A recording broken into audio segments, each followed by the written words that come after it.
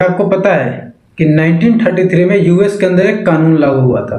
उस कानून के थ्रू यूएस में किसी को भी गोल्ड पहनने की अनुमति नहीं दी गई थी। यानी कि अगर किसी भी घर में कोई भी गोल्ड पहनते हुए दिख जाता या फिर उसके घर में अगर कहीं पे भी गोल्ड मिल जाती तो उसको उस टाइम 1933 में उसके ऊपर $10,000 का जुर्माना लगता था और उसे जेल भी होती थी।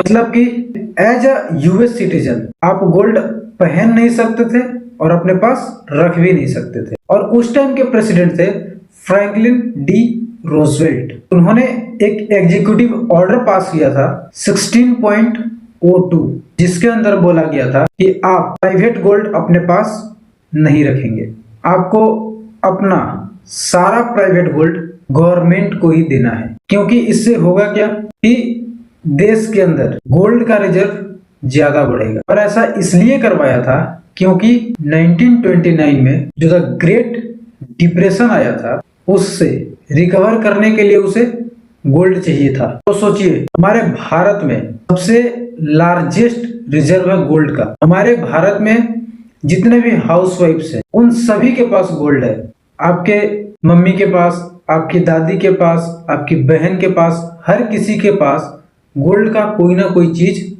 जरूर है।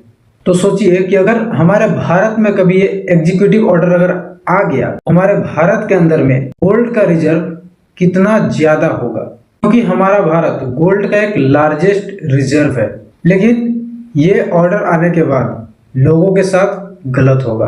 क्या आपको लगता है कि हमारे भारत में भी कभी कोई इस तरह का कानून लागू होगा? अपनी राय नीचे कमेंट में दे दें।